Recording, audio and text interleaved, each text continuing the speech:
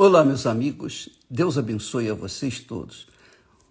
Eu queria que vocês entendessem o Espírito, a palavra que faz a diferença na vida daqueles que ouvem e praticam.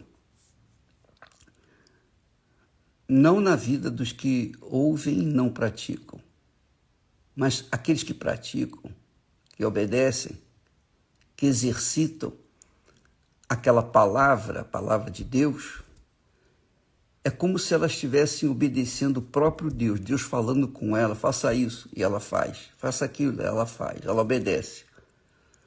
Só que, como Deus é espírito, ele não aparece fisicamente para ninguém, para falar, nem usa profetas, embora existem profetas, pessoas que pregam a palavra de Deus. Profeta é aquele que prega a palavra de Deus, que ensina a palavra de Deus, que fala o que está escrito na palavra de Deus,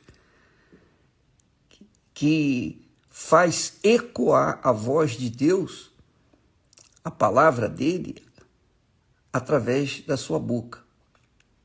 Então, quando nós pregamos a palavra de Deus, nós estamos profetizando. Nós estamos... Agora, não existe aquele profeta no sentido adivinhador, não existe, isso não existe.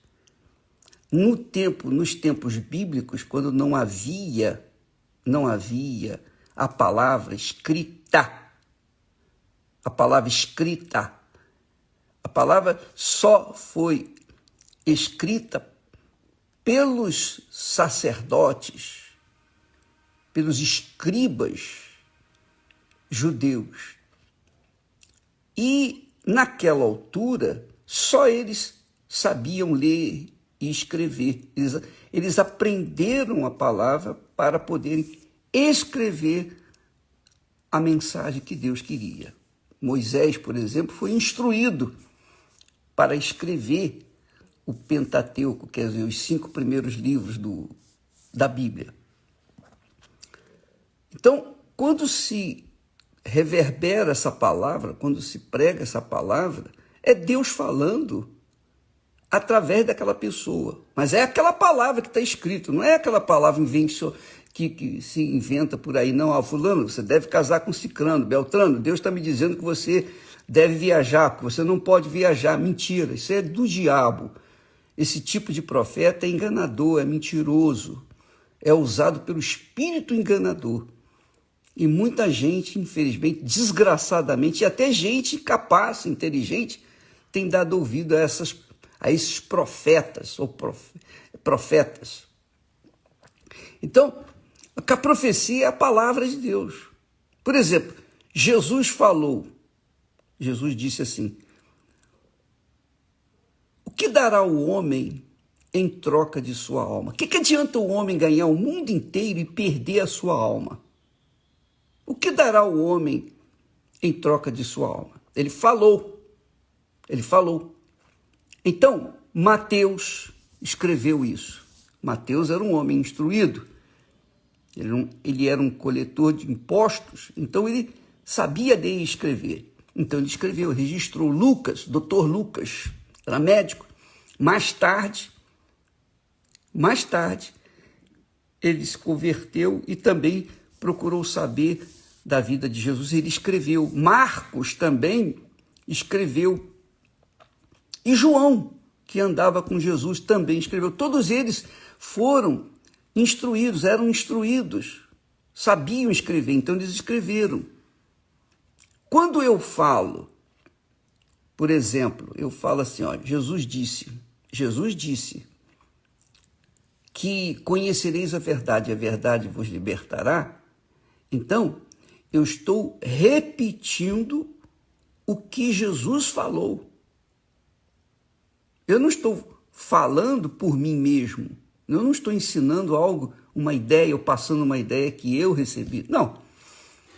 Então, eu queria que você soubesse o seguinte: o que adianta o homem ganhar o mundo inteiro e perder perder a sua alma.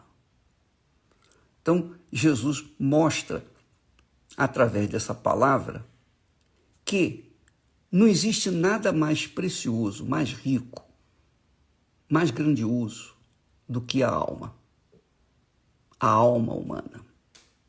Então você pode ser pobre, você pode viver no charco, você pode ser a última das criaturas desse mundo, mas você tem uma riqueza incalculável, imensurável, uma riqueza tão grande, tão grande, tão grande quanto a minha riqueza, que é a minha alma. Então, todos os seres humanos têm uma riqueza, carregam consigo, dentro de si, um tesouro imensurável, infinito. Tão rico, tão rico, tão rico é a nossa alma, tão rica é a nossa alma, que o próprio Jesus, o Senhor Jesus, deu a alma dele para resgatar a nossa. Ele pagou o preço da sua alma, da minha alma, com a sua própria alma. Então, quando eu falo assim, eu estou simplesmente profetizando aquilo que está escrito. Eu estou repetindo. Porque Deus, como é Espírito, ele fala através dos seus servos. Então, ele usa a minha boca, ele usa a boca de tantos outros pastores, tantas outras pessoas divinas, pessoas cheias do Espírito Santo, para falar a sua palavra. Agora, o diabo também usa pessoas que carregam o título de pastor, profetas e etc., para enganar o povo. Fala algumas verdades, mas no meio das verdades ele introduz a mentira, como o diabo fez com Jesus. Ele introduziu mentiras no meio das verdades que falou para Jesus. Está escrito. Ele usou o Salmo 91 e de forma errada ele falou. Falou mais ou menos.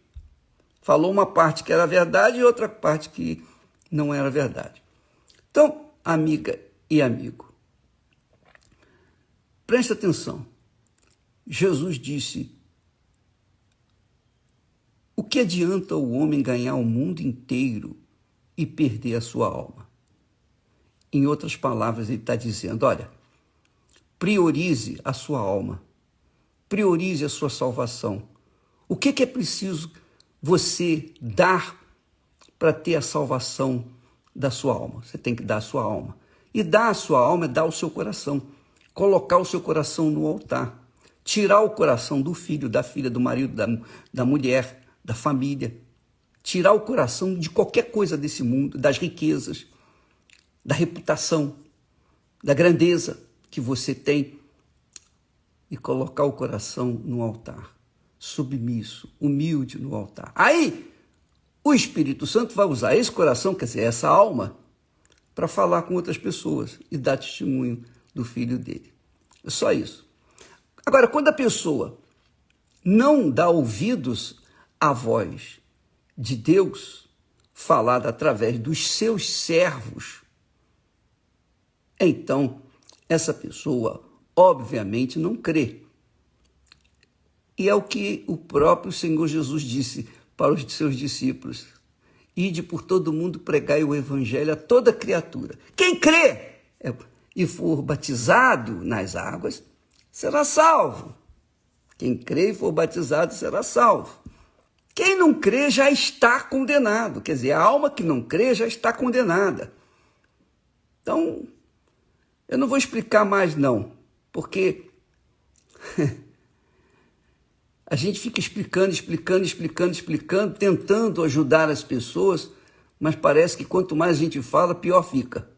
Então, vou ficar por aí. É só isso. Cuide da sua alma, como a menina dos seus olhos. Você não cuida dos seus olhos? Você que é mulher, pinta os olhos direitinho, põe a maquiagem, você gasta tempo todo dia para botar maquiagem, não é verdade? Pois então, preste atenção. Nada mais preciosa na sua vida do que a sua alma. Cuide dela como a menina dos seus olhos. e você vai ver que todas as demais coisas vão ser acrescentadas na sua vida. Deus abençoe e até amanhã em nome do Senhor Jesus. Amém.